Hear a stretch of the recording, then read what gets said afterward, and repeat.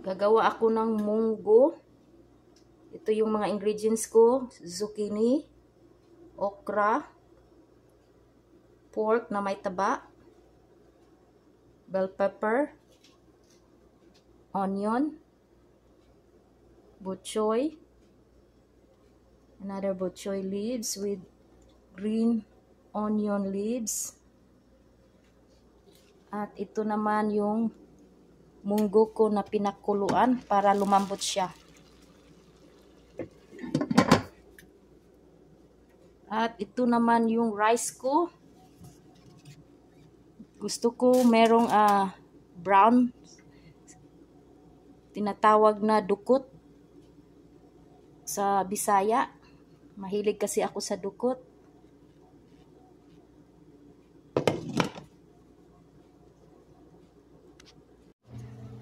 Luto na siya.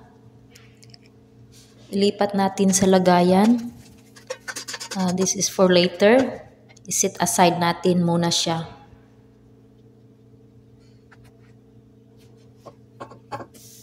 Gigisa tayo ng pork.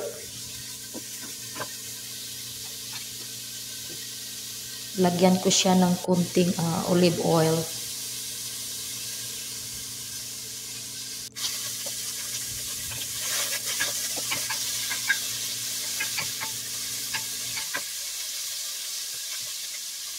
Lagyan natin siya ng soy sauce para yung kulay ng pork ay magiging brown siya.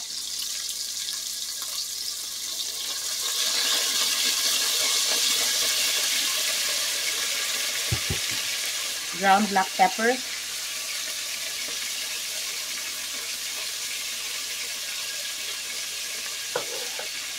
Salt.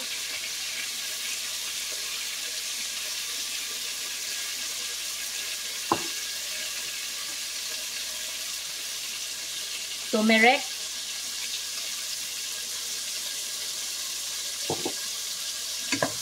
And i-mix siya.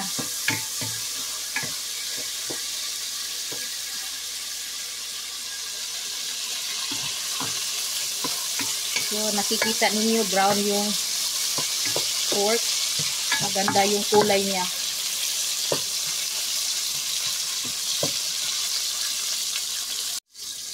I-set aside natin yung pork. Tapos, igisa natin yung garlic para mabango.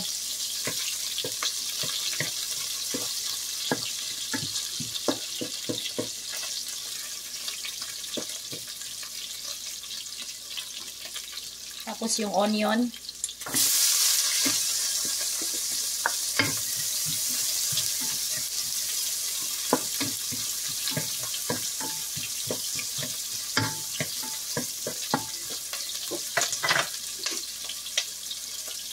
Yung bell pepper.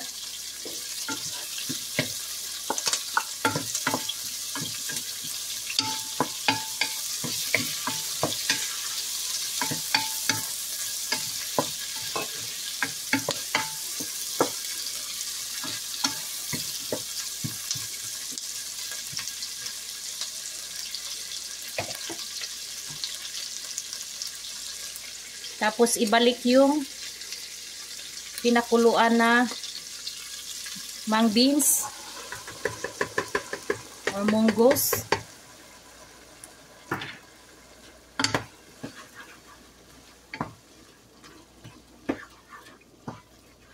Haluin lang ng mabuti. Takpan muna natin.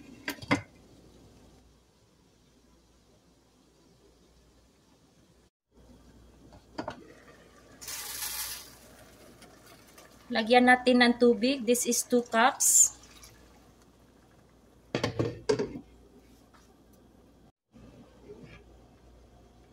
Another 2 cups of water.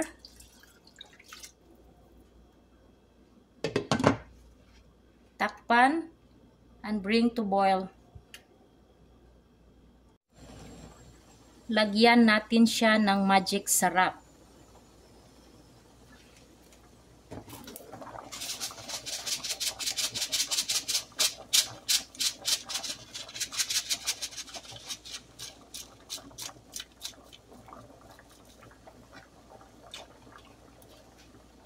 Ihalo natin yung zucchini.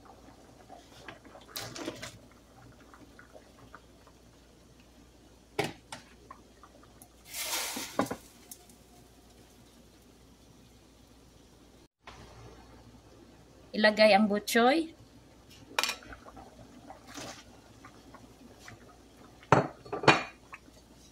I-mix mo siya. At pakuluan. Add okra.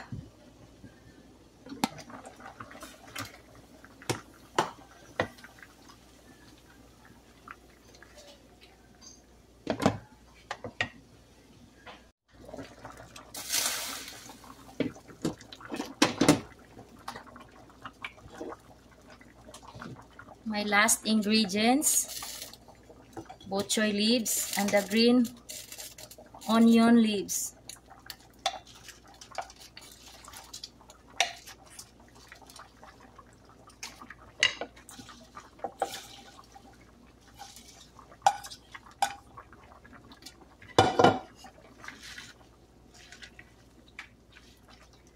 Mas healthy kasi siya pag marami siyang mga vegetables.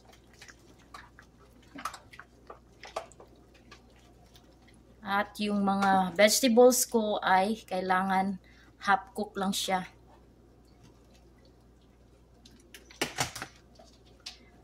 So kayo na ang bahala sa salt to taste.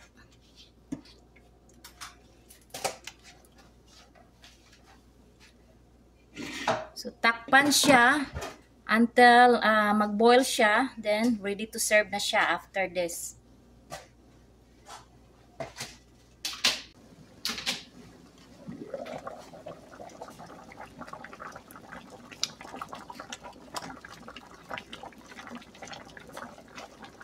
Ready to serve, guys. Hot mung bean soup.